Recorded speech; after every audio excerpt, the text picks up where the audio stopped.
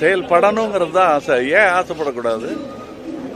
இல்ல உங்க பிள்ளை 100 வருஷம் வாழணும்னு நீங்க ஆசைப்பட மாட்டீங்களா? உங்க அப்பா ஆசைப்பட மாட்டாரா? அதே ஆசை தான் எனக்கும். அது கொண்டு செல்றவங்களுடைய பொறுப்புங்கிறத தான் நான் ஞாபகப்படுத்தினேன் தவிர, எனக்கு 70 வயசாச்சு, 100 வருஷம் வாழணும்னா யார் வேலை செய்யணும்?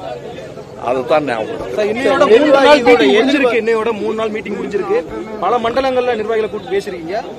தமிழ்நாடு முழுவதுமா மக்கள் நீதிமன்றத்துடைய வரவேற்பு எந்த அளவுக்கு தொண்டர்கள் சொல்றாங்க? ரொம்ப நல்லா இருக்கிற மாதிரி தான் சொல்றாங்க. அவங்க தன்னம்பிக்கையான அவங்களுடைய எதிர்பார்ப்பெல்லாம் நான் கேட்கல.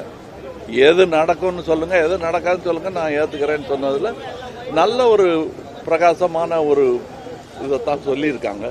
சில சின்ன சின்ன சிக்கல்கள் இருக்கு, அதையெல்லாம் சரி பண்ணிடுவோங்கிற நம்பிக்கையும் எங்களுக்கு. எல்லா தலைவர்களும் தேர்தல் பிரச்சாரத்தை தொடங்கிட்டாங்க சார். எல்லா தலைவரவங்க யாருமே இங்க 24/7 அரசியல்வாதி கிடையாது. அவங்களுக்கு வேலை இருக்கு. அவங்க வேலையை செஞ்சுக்கிட்டு கட்சிக்கு முடிஞ்சா ஃபண்ட் பண்ணிக்கிட்டு எவ்வளவு நேரம் கிடைக்குதோ அதை அவங்க எங்களுக்கு தேர்தல் அதுன்னு வரும்போது ஏன் சினிமா கூட பார்க்க மாட்டாங்க. அவங்க இந்த வேலை தான். அறிவுரை என்ன இருக்கு கட்சியை வலுப்படுத்துறதுக்கு தமிழகம் முழுவதற்கு? அது நீங்க கட்சியில் சேருங்க நான் சொல்றேன்.